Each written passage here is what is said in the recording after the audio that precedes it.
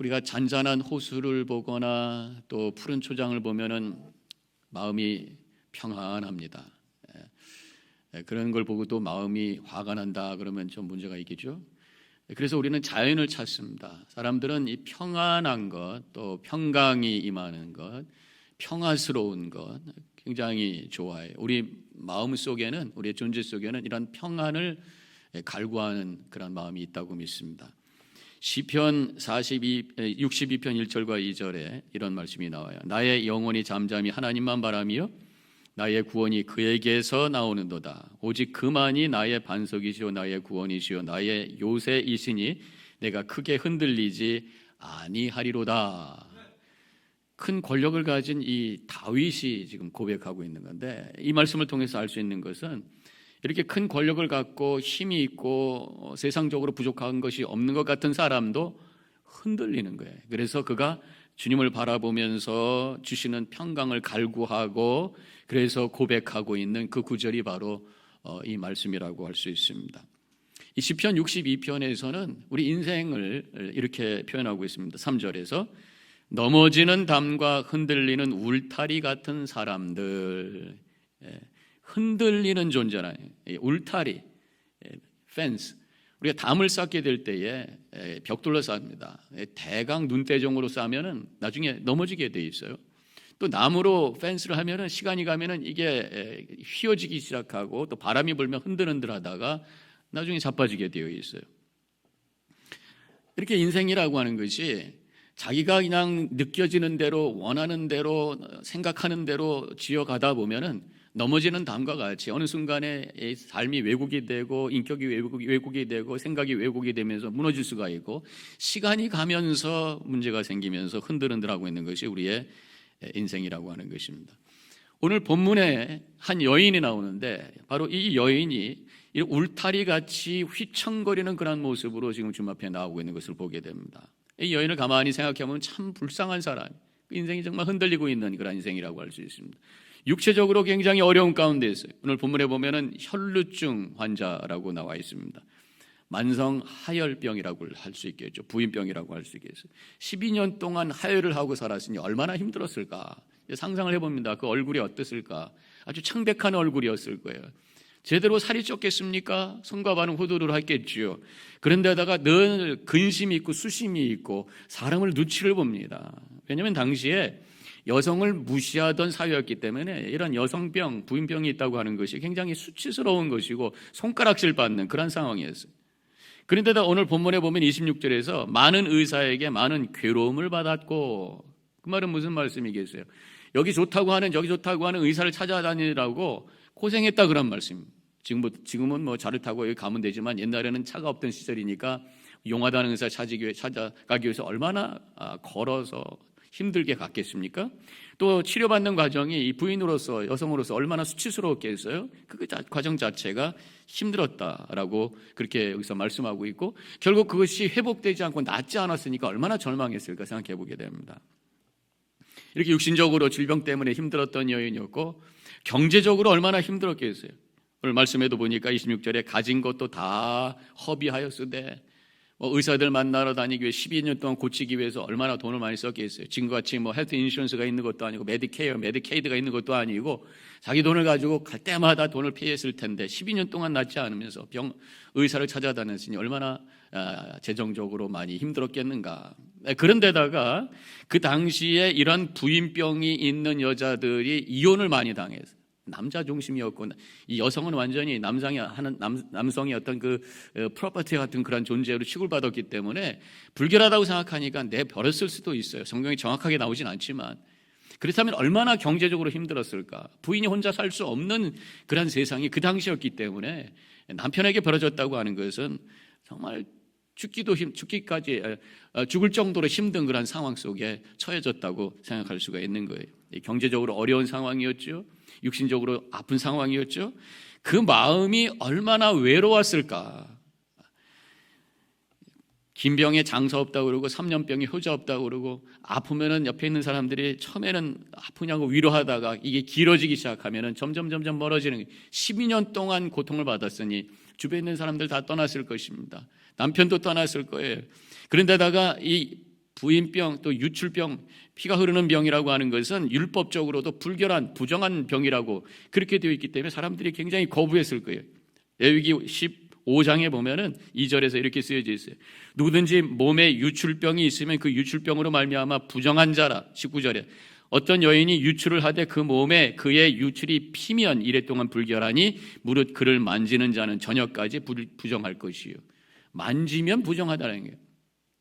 사람들이 가까이 오지 않았을 거예요. 사람을 악수도 하지 않았을 것입니다. 소셜 디스턴싱, 지금같이 사람을 보면 피하는 그 대상이었을 거예요. 얼마나 외로웠을까. 경제적으로 힘들지요. 몸이 아프지요. 사람들은 피하고 있지요. 버림받았지요. 얼마나 외로웠을까. 흔들흔들거리는 그런 삶. 사실 우리의 인생의 문제라는 것이 이런 세 가지 아닙니까? 몸의 육신의 질병, 또 경제적인 어려움, 관계 어려움. 근데 이 여인은 이것이 한꺼번에 그 인생에 와서 흔들거리는 그런 삶을 살고 있었던 이때에, 이 엄청난 고통 속에 있을 때에 그는 예수님께로 가게 되었고 예수님의 옷자락을 만지게 되었고 그때에 치유되는 역사가 일어나게 되었고 그래서 평강을 다시 회복하는 놀라운 은혜를 경험하게 되었다고 하는 것이 오늘 본문의 내용인 것입니다. 오늘 이 본문을 통해서 이 여인이 예수님을 만나는 과정을 저는 두 개의 단계로 좀 나눠봤어요. 그 단계마다 우리에게 주시는 메시지를 여러분과 함께 나누기를 원합니다. 첫 번째로는 예수님께로 가기로 그가 결정하고 그래서 간 거예요. 27절에 예수의 소문을 듣고 무리 가운데 끼어 뒤로 와서 그런 말씀이 나와요. 예수님의 소문을 들었어요. 소문을 들었을 때에 예수님께 가기로 그가 선택하고 결정해서 움직이게 되었다. 그런 말씀입니다.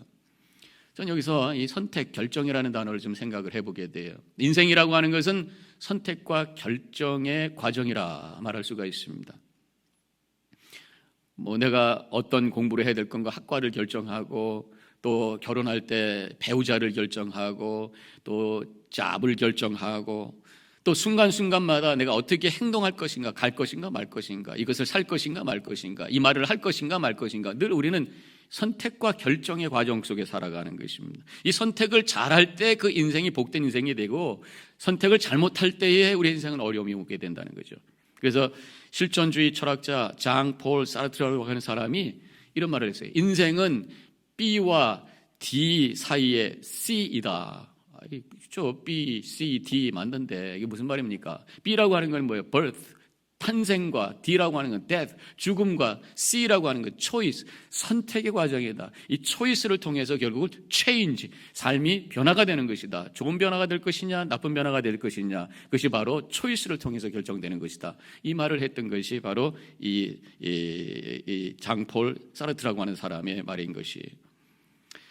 믿음도 결국 선택이라고, 물론 이 선택 뒤에 하나님의 주권과 역사가 있지만 우리의 삶의 그 여정 속에서 보면은 믿기로 선택하고 교회 가기로 결정하고 복음을 받기로 결정하는, 말씀을 따르기로 선택하는 이 과정을 통해서 우리의 믿음의 삶이 이렇게 세워지는 거예요. 근데 그 결과가 엄청나다고 하는 것입니다. 신명기 30장 19절, 내가 오늘 하늘과 땅을 불러 너희에게 증거를 삼노라. 내가 생명과 사망과 복과 저주를 내 앞에 두었은즉 너와 내 자손이 살기 위하여 생명을 택하고. 우리 삶에 결정해야 될 것이 많이 있어요. 우리가 바른 선택을 했을 때, 생명의 선택을 했을 때, 우리에게 영생의 선택을 했을 때 그것이 우리에게 큰 복과 은혜다라고 하는 것을 오늘 말씀을 통해서 보게 됩니다. 우리의 삶의 여러 가지 선택의 삶 속에서 때로는 우리가 잘못 선택할 때도 있어요. 그러나 하나님을 믿는 하나님의 자녀들은 우리 하나님께서 비록 우리가 하나님의 뜻과 맞지 않는 선택을 할 때가 올지라도 우리를 포기하지 아니하시고 우리를 버리지 아니하시고 계속해서 이끌어 주시는 하나님, 좋으신 우리의 하나님 아버지이신 줄로 믿습니다. 제가 그 하나님을 깨닫게 되는 것이 바로 자동차 운전하면서 이 GPS, 내비게이션을 통해서 깨닫게 돼요. 그래서 하나님은 내비게이션과 같다 그런 생각을 해보게 됩니다. 그 말씀은 무슨 말씀이냐면 우리가 어디를 가게 되면은 목표를 딱 걷다가 입력을 합니다. 그리고 쭉 가게 되는데 가는 대로 가야지 빨리 가는 거예요. 근데 가다가 여차해가지고 그 길을 잃어요. 따라가지를 못해요. 그러면 이제 거기서 싹 하고 내비게이션이 주소를 주지 않고 길을 주지 않고 너 멋대로 가라 그러고 포기하나요? 그렇지 않잖아요. 또 길을 주고 어떤 때는 돌아가라 그러고 유턴하라고 그러고 막 소리 막 계속해서 막 잔소리를 합니다. 그래도 안 돼서 계속 가면은 또 다른 길을 주고, 그래서 결국은 목적지로 인도하는 것을 보면서 우리 하나님이 그렇지, 내가 선택과 결정의 과정 속에서 잘못 결정할지라도 하나님은 포기하지 아니하시고 또 좋은 길을 내주시고 계속해서 우리를 인도하시는 그런 좋은 하나님이시지, 그런 깨달음을 갖게 돼요. 그런데 우리가 잘못 선택을 하게 되면 결국은 가지만, 그런데 우리가 페이해야 된 값이 있더라는 거예요. 언젠가 제가 펜실베니아에서 그랬던 것 같은데, 오래전인데 어디를 가게 되는데 그 고속도로와 고속도로를 이제 교차할 때 인터체인지가 나오잖아요. 그러니까 길이 굉장히 복잡해요. 여기가 저기가 막 나오는데 제가 혼돈을 해가지고 노스인데 사우스를 탔는지 어떻게 잘못 탔어요. 가다 보니까 막 돌아가라고 그러고 결국 유턴하라 그러는데 한참 엑짓이 한 10마일인가 이상이 돼가지고 또 나가는 톨비를 내지 시간 내지, 그래서 한참 돌아서 후회하면서 갔던 적이 있습니다. 우리가 잘못 선택할 때 하나님은 인도하셔요. 그러나 거기에 대한 값을 우리가 치르게 됩니다. 시간을 낭비하고 인생을 낭비하게 되는 거예요. 나의 인생을 낭비하지 않기 위해서는 하루라도 빨리 하나님의 뜻이 뭔지를 알고 바르게 선택하며 걸어감으로 말미암아 은혜와 평강이 넘치는 복된 삶을 살게 되는 줄로 믿습니다. 오늘도 이 예배를 통해 다시 한번 하나님의 뜻이 뭔지를 깨닫고 바르게 결정하고 선택하며 평강 가운데 거하시기를 주님의 이름으로 간절히 축원합니다. 근데 이 여인이 지금 예수님께 가기로 선택을 한 거예요. 예수님께 가기로 선택했다는 의미를 좀 더 폭넓게 저는 생각을 해보고 해석을 해봅니다. 이 여인은 부정한 것 대신 긍정적인 것을 선택했어요. 부정적인 것이 아니라 긍정을 선택했다고 하는 것입니다.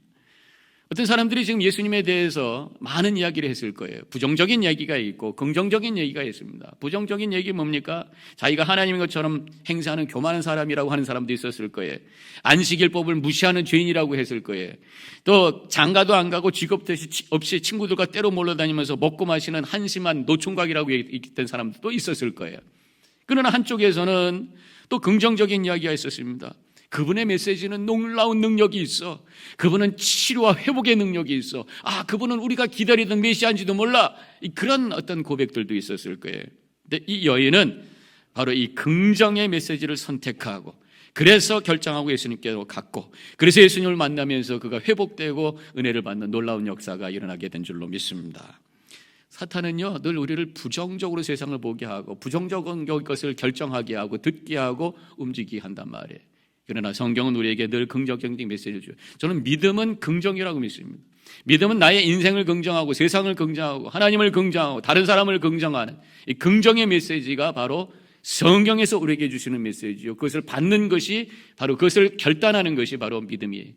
나에 대해서 아들이라, 하나님의 아들이라, 너는 사랑받는 존재다 라고 하는 말씀을, 우리가 긍정하는 말씀을, 그것을 선택하고 그것을 받고, 다른 사람, 그 사람도 하나님이 사랑하는 존재다라고 하는 그 긍정의 메시지를 내가 아멘으로 받을 때에 내 인생에 대해서 확신이 생기고 다른 사람들을 인정하고 품을 수 있는 행복한 만남이 우리 삶 속에 일어나게 되는 줄로 믿습니다. 이 여인이 예수님께로 가기로 선택했다고 하는 또 하나의 의미가 있다면 절망 대신에 소망을 선택했다고 하는 것입니다. 12년 동안 혈루증을 앓고 있었던 여인, 지쳐 있을 거예요. 여기저기 좋다는데 다 돌아다녔지만 힘들기만 하고 돈만 쓰고 지금 경제적으로 어려웠고 사람들은 떠나고 포기하고 싶었을 겁니다. 그냥 문 쳐닫고 죽을 때까지 이러다가 그냥 죽어야지, 이런 마음을 가졌을 수도 있어요. 지금 그는 가만히 있으면 절망으로 흘러갈 수밖에 없는 그런 상황입니다. 그렇지만 예수님의 소식을 듣고 다시 한번 소망을 향해서 그는 결단하게 되고 결정하게 되고 움직이게 되는 것을 보게 돼요. 우리가 그가 그냥 그래서 다시 가보자, 다시 한번 기대해보자, 다시 한번 희망을 가져보자, 그러고 움직였기 때문에 그 삶이 새로운 변화의 역사가 일어났다고 하는 것입니다. 예수 믿는다고 하는 것은 그냥 일반적인 낙관론을 뛰어넘는 강렬한 소망의 고백이라고 믿습니다. 일반적인 낙관론이라는 게 뭐예요? 그냥 마음이 원래 좀 이렇게 긍정적이고 그렇기 때문에 나는 그냥 잘 될 줄 믿어요. 뭐 잘 되겠죠? 이게 어떤 일반적 낙관론이라고 한다면 강력한 소망의 고백이라고 하는 것은 예수 그리스도와 나와 함께 하시기에 하나님이 나의 아버지시기 때문에 나의 인생을 합력하여 선으로 이실 줄로 믿습니다 하면서 믿음의 고백 속에서 미래에 대한 확신을 가지고 사는 것, 이것이 바로 믿음에서 나오는 소망이라고 하는 것입니다. 가장 큰 소망은 뭡니까? 영생이, 죽어도 살 수 있다고 하는 소망만큼 큰 능력이 어디 있겠습니까? 구원의 확신을 가진 사람은 죽음을 뛰어넘는 영생에 대한 소망을 가진 자요, 그 소망을 가진 자는 어떠한 삶의 도전도 이길 수 있는 능력을 갖게 되는 줄로 믿습니다. 믿는 자에게는 하나님의 생명이 있어요. 생명이라고 하는 것은 생명의 근원을 향해서 움직이게 되어 있습니다. 꽃을 보세요. 햇빛을 향해서 올라갑니다. 잔디를 보세요. 햇빛을 향해서 올라가요. 제가 지난 봄에 우리 집에 화분에다가 그 방울토마토 모종을 사다가 심었어요. 이게 그 썬룸이 하나 있어서 거기다가 이제 심고 물을 열심히 주면서 잘 자랍니다. 근데 이게 토마토가 얼마나 잘 자라는지 몰라요. 쭉쭉쭉 크는데 나중에는 막 휘어집니다. 그냥 줄기는 얇은데 자꾸만 높이 올라가니까. 그래서 이제 막대기를 이렇게 대줘도 자꾸만 넘어지면 뭐 줄로 이렇게 천장에다 달기도 하고 그랬는데도 휘어져요. 근데 휘어져도 이 토마토는 다시 90도로 이렇게 올라가서 꽃이 피고 열매가 맺는, 이게 생명이다라고 하는 거예요. 넘어져도 햇빛을 향해서, 위를 향해서 올라가는 게 이게 생명이. 우리 안에 하나님의 생명이 있다면 절망 가운데 넘어져도 하나님을 향해 다시 한번 소망 가운데 일어서서 나가는 그 능력이 바로 믿음인 줄로 믿습니다. 지금 이 여인이 예수님을 향해 가기로 선택했다고 하는 그 말씀에 또 하나의 의미가 있다면 불신 대신 믿음을 선택했다고 하는 것입니다. 이 여인은 지금까지 자신의 경험에 비춰보면 포기할 수밖에 없어요. 12년 동안 좋다는 의사 다 만나보고 뭐 무당한테도 가봤겠죠. 뭐 은사 있다는 사람한테 가서 기도도 받아봤겠죠. 아무 일이 일어나지 않았어요. 그런데 이 여인은 지금 모든 경험과 자신의 논리를 내려놓고 예수님을 믿기로 결단하고 선택하고 움직인 거란 말이죠. 지금 믿음이라고 하는 게 뭡니까? 내 경험, 내 논리, 이것을 내려놓는 거예요. 내 경험과 논리는 믿을 수가 없어요. 더 이상 믿을 것이 없어요. 불신할 수밖에 없어요. 그러냐 그것을 내려놓고 하나님을 바라보면서 나가는 것, 이것이 바로 믿음이라고 하는 것입니다. 그때에 우리에게 도전하는 모든 문제와 어려움을 이길 수 있는 능력이 우리 안에 생기게 된다고 하는 것입니다. 가만히 생각을 해보면요, 우리가 알게 모르게 믿음 가운데 살고 있어요. 뭐 하나님 믿습니다 안 해도요, 우리가 뭔가 믿고들 살고 있어요. 믿지 않으면 살 수가 없는 세상 속에 우리가 살고 있다고 생각을 할 수가 있습니다. 비행기를 탈 때, 여러분들 비행기 뭐 한국 갈 때 비행기 타잖아요. 저도 최근에 한국 갔다 왔습니다만은 피곤하면 자고 있잖아요. 근데 우리가 기장을 믿지 못하면 어떻게 비행기를 타겠어요? 무서워서 벌벌 떨고요. 잠이 뭡니까? 초긴장 속에서 올 수밖에 없죠. 그러니까 잘 운전할 걸 믿고 그냥 자는 거란 말이죠. 또 의사에게 수술을 받을 때가 있습니다. 칼을 들고 오는 사람한테 그냥 맡기고 그것도 마치 그냥 완전히 몸을 맡기는 거예요. 그 사람을 믿기 때문에 맡기는 거란 말이에요. 우리는 알지 못하는 사이에 이렇게 믿고 살고, 사람을 믿고도 살고 있는데 왜 하나님을 믿지 못하며 살고 있냔 말이죠. 나를 사랑하시고 동행하시는 주님을 믿을 때에 세상이 줄 수 없는 평강으로 우리 심령에 충만하게 채워지게 되는 줄로 믿습니다. 사실 우리를 가장 두려워하는 게 뭐예요? 바로 죽음이. 그 죽음의 문제를 해결해 주시는 분이 바로 우리 하나님이시고 예수 그리스도를 통해서 우리에게 영생을 주셨다고 하는 이 복음을 붙들고 영생에 대한 믿음을 가질 때 우리는 가장 큰 평안을 경험하게 되는 줄로 믿습니다. 우리가 살고 있는 세상은 흔들리는 세상이, 아까도 말씀드렸던 것처럼 경제가 흔들리고 정치가 흔들리고 가치가 흔들리고 사람의 관계가 흔들리고 마음도 흔들리고, 흔들리는 세상 속에 우리가 평안을 갖기 위해서는 믿음이 있어요. 비행기를 타고 갈 때 터벌런스라고 그래가지고 막 흔들리잖아요. 뭐 기압 때문에 어떤 또 폭풍이 지나갈 때 보면 흔들리는데, 적당히 흔들리는 건 괜찮은데 어떤 때는 막 엉덩이가 뜰 정도로 흔들리고 그래서 오마이갓 소리가 막 날 때가 있단 말이죠. 그때 저는 어떤 생각하게 되냐면 이러다가 날개가 부러지면 어떨까? 끔찍한 생각이 들어요. 그러다가도 괜찮지. 하나님이 함께 하시는데 흔들리는 세상에서 믿음이 없으면 견딜 수가 없을 거예요. 그러나 이 흔들리는 세상 속에서 믿음의 주여 우리를 온전케 하시는 주님을 바라볼 때 우리에게 평강이 오게 되고 이 모든 것을 이겨내며 회복의 역사를 이뤄내게 되는 줄로 믿습니다. 이제 이렇게 여인은 예수님께 가기로 결정하고 움직인 거예요. 예수님께로 간 다음에 두 번째 스텝은 손을 펼쳐서 예수님의 옷을 만졌습니다. 지금 사람들이 얼마나 많았겠어요. 얼마나 많았겠어요. 민 사람도 있고 스치는 사람도 있고 예수님 주변에 사람들이 많았어요. 물론 그래서 개인적으로 다가가기가 힘들었을 수도 있었습니다. 그런데다가 자신의 문제가 공개될까 봐 두려웠을 거예요. 앞으로 가지 못하고 뒤로 슬쩍 가서 옷만 슬쩍 스친 거예요.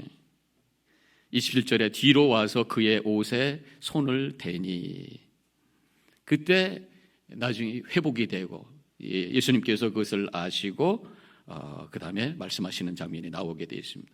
이 옷자락에 손을 대었다라고 하는 것 무슨 의미가 있어요?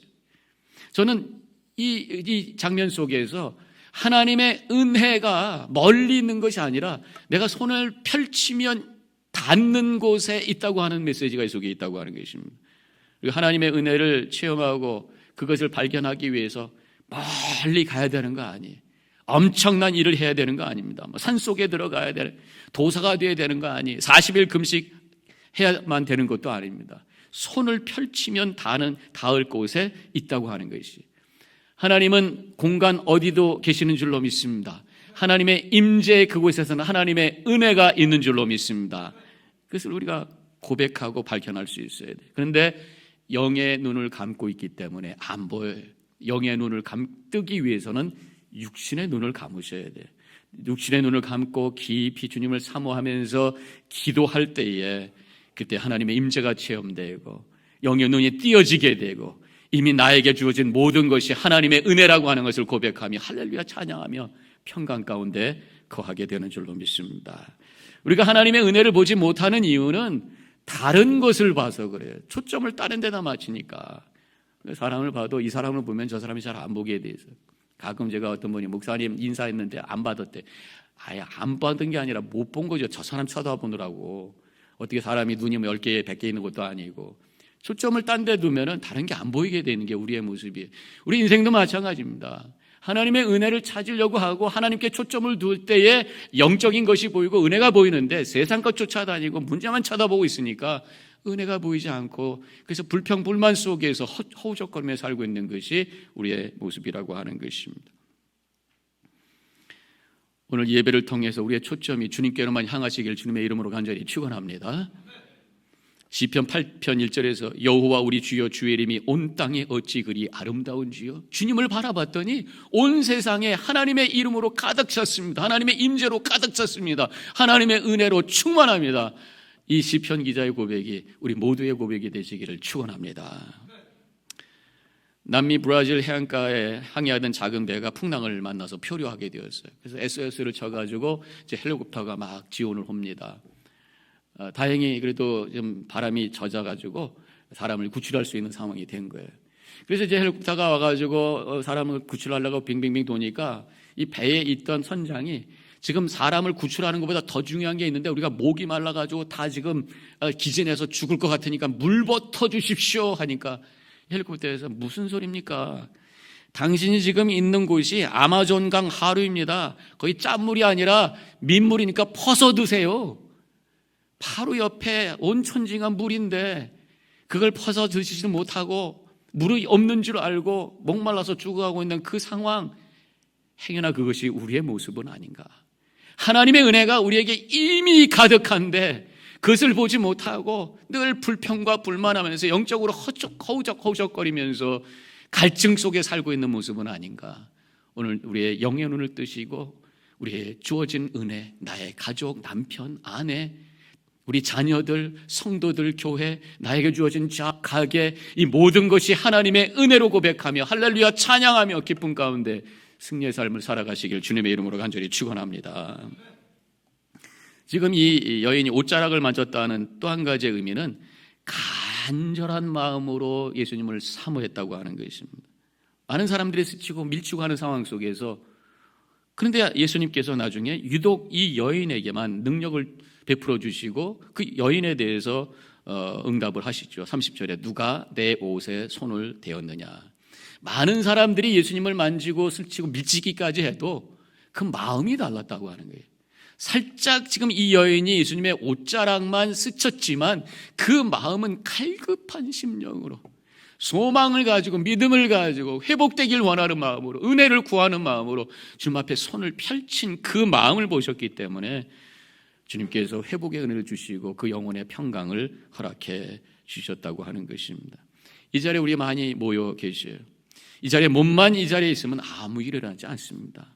이 예배도 사모하는 심정으로, 갈급한 심정으로 주님을 향해서 나의 영혼의 손을 펼치며 주님을 향해 하나님의 은혜 없이는 내가 살 수 없습니다 고백할 때에 이 예배를 통해 하나님의 은혜가 여러분들의 심정 속에 충만하게 돼요. 그래서 주시는 기쁨과 확신을 가지고 한 주간도 승리하여 하나님께 영광 돌리는 삶을 살게 될 줄로 믿습니다. 한 분 이야기를 제가 드리면서 말씀을 마치도록 하겠습니다. TV 드라마 제작업체 로고스 필름 대표였던 이장수 집사님이라는 분이 있어요. 이분이 MBC, SBC 드라마 PD로 원래 일하셨던 분인데, 이 PD로 일한다고 하는 것이 굉장히 스트레스가 많대요. 이제 드라마를 하나 만들어 놓으면 이게 시청률이 올라가요. 그래서 뭐 또 스폰서도 붙고 계속해서 이게 또 그 다음 잡이 생기고 그러는 거잖아요. 늘 시청률 몇 %, 그게 너무나도 피곤하다는 거예요. 많은 자금을 투자해가지고 드라마를 했는데 성공하지 않으면 안 된다라고 하는 무거운 짐이 눌려져가지고 스트레스가 되고, 열심히 했는데 반응이 그 생각대로 오지 않았을 때 와지는 좌절감 뭐 이런 것 때문에 초조하고 불안하고 잠도 못 자고 가위에 눌리고 그러다 우울증도 생기고 죽겠더라고 하는 것이. 그때 이미 아내가 신앙생활을 하고 있었습니다. 아내가 그 모습을 보고 남편이 교회를 잘 안 가니까 끌고 갑니다. 마지못해서 교회를 갑니다. 예배를 드리는데 성령께서 역사하신 것 같아요. 기도 시간에 통성 기도를 하는데 이분이 기도도 잘 모르지만 너무 안타깝고 답답하니까 하나님을 향해서 기도하기 시작합니다. 간절한 마음으로 자기네 아픔을, 자식의 힘든 마음을 그대로 고백을 한 거예요. 그때 가슴이 뜨거워지면서 답답했던 마음이 풀어지기 시작하고 마음이 시원하게 되었다는 거예요.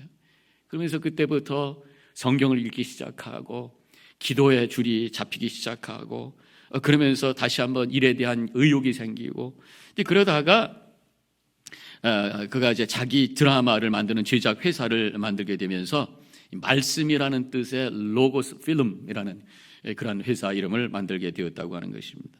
그때 그 로고스 필름을 통해서 만들어진 드라마가 있는데 아주 히트를 친 2003년에 나온 천국의 계단이라는 그런 영화, 드라마입니다. 저는 보지는 못한 것 같은데, 그래서 제가 살짝 뭐 그냥 프리뷰만 봤더니 뭐 굉장히 뭐 울기만 하는 얘기가 나오는데 뭐 슬픈 얘기인 것 같아요. 그런데 아무튼 히트를 쳐가지고 아주 유명한 그런 사람이 되었다. 그런 일화가 있습니다. 사모하는 마음으로 주님을 바라볼 때에 그 눌렸던 영혼, 좌절됐던 영혼이 회복되고, 그래서 평강으로 충만해서 열심히 살아 하나님의 은혜의 통로를 활짝 연 인생이 되었다고 하는 것이죠.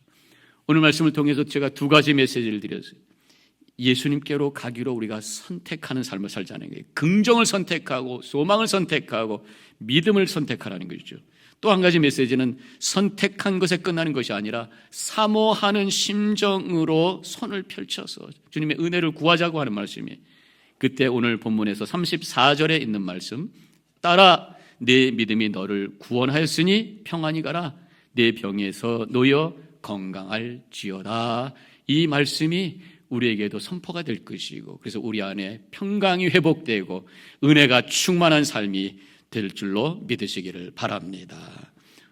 우리는 지금 예수님을 기다리는 대강절을 지내고 있습니다. 오늘 두 번째 주일, 두 번째 촛대가 불이 켜졌죠.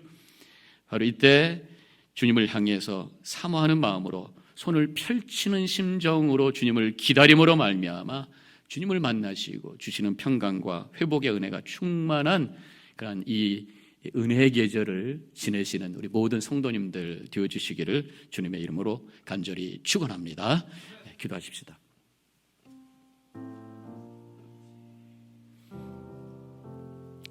오늘 말씀을 기억하면서 이 여인이 흔들리는 삶 속에서 예수님께로 가기로 선택하고 결정했던 것처럼 우리의 삶에 긍정의 선택, 소망의 결정, 믿음의 결정을 통해서 주님의 뜻이 이루어지기 원합니다. 주님을 사모하는 마음으로 우리의 영혼의 손을 펼쳐서 주님을 붙잡는 주님의 은혜를 구하는 그러한 고백이 있게 하여 주옵소서. 이 시간에 잠깐 묵상 기도하겠습니다.